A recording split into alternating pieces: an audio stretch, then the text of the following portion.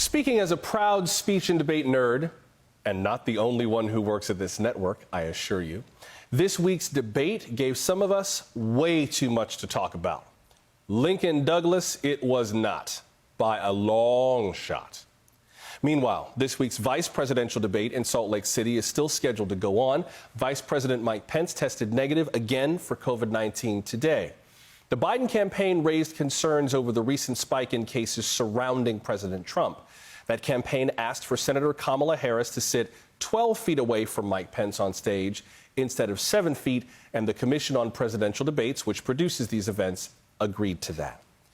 Joining us now is Todd Graham, the director of debate at Southern Illinois University in Carbondale. His many national awards include multiple titles as National Debate Coach of the Year. Todd, welcome to the program. Thank you very much. What's the discussion been like among you and your students about these debates, either the one on Tuesday or the one that's coming up Wednesday?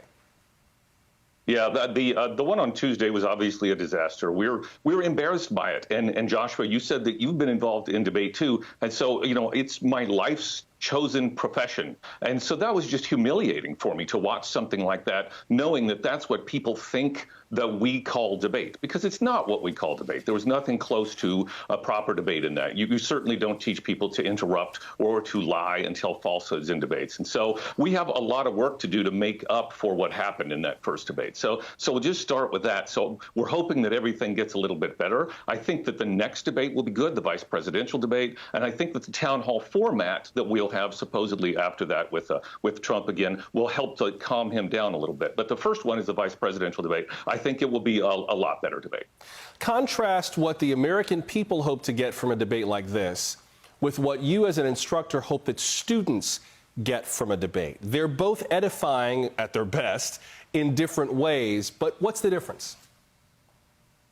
One thing is we tend to forget what the focus of debate. The focus of debate, the reason it's been around for thousands of years is it's truth-seeking. Debate is there to seek the truth, no matter what style, whether it's Lincoln Douglas. By the way, my office is literally on the corner of Lincoln and Douglas Drives in Carbondale, Illinois.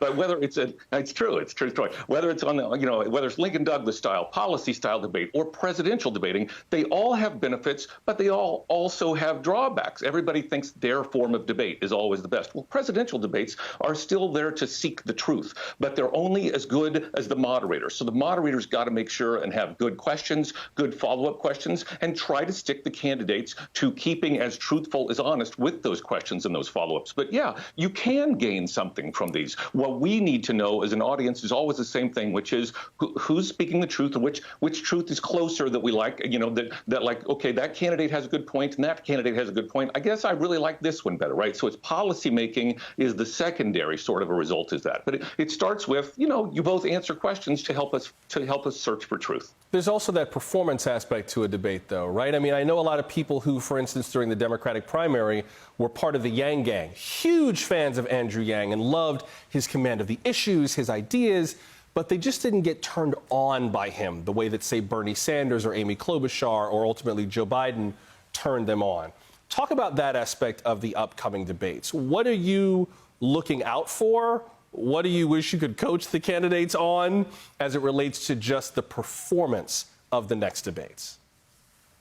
Yeah, when it comes to like performance and attitude, it's weird because the Yang Gang actually liked me. They kept trying to get me to join their club. I guess because I liked Andrew Yang in the debates and I have a little personality on television, but I understand exactly what you're saying. The problem is debates have two components. One is content and the other is delivery. There's a reason why the Trump campaign did not allow the change that the Biden and Harris campaign asked for, which was to be standing in the next debate. They wanted Kamala Harris standing, but Trump campaign said no, and it's because of the presence of what happens when you sit down. What happens when you sit down is the person with the more commanding presence is brought to the level of the more timid personality. Mike Pence has a more timid personality than does Kamala Harris. So if they were standing, she would be able to sort of what I call control the room. And so seated, it kind of brings them to a more even level. And as you well know, because you've been in debate, there are also stereotypes about women in debate. If a woman comes across as too assertive, assertive, she's seen as aggressive. So Kamala Harris has a really fine line in this debate because she needs to be assertive without coming across as aggressive. The other thing, by the way, women are also the stereotype. They're judged on their appearance. I think seating actually helps her more than it hurts because she won't be, the stereotypes won't come into as bad a play. She'll be seated, it won't be on the appearance, and it will tone down even an assertive approach by her. It won't be seen as aggressive. So I actually think it's advantage Kamala Harris to be seated. Last few seconds, we've heard from a number of people who said that they think that the debate format needs to change. The Commission on Presidential Debates is considering changes. Some of our viewers said that a mute button would be helpful. I have, my issues with that. Last few seconds, what do you think about changing the format of the next debates? Briefly. I think they could be changed. I think there's little things you can do, but let's start by talking to the candidates before the debate, reminding them what's happening. Remember, a judge, a moderator has to control the debate from the beginning. I think that means before the debate. You tell them what's going to happen, you set their expectations so that they don't go over, and then you start to control the debate right away. You and I both have problems with the mute button, so I'm not sure. But remember, town hall formats tend to soften everyone, so I think that'll help. Todd Graham is the director of debate at Southern Illinois University in Carbondale. Todd, we appreciate you making time. Thank you.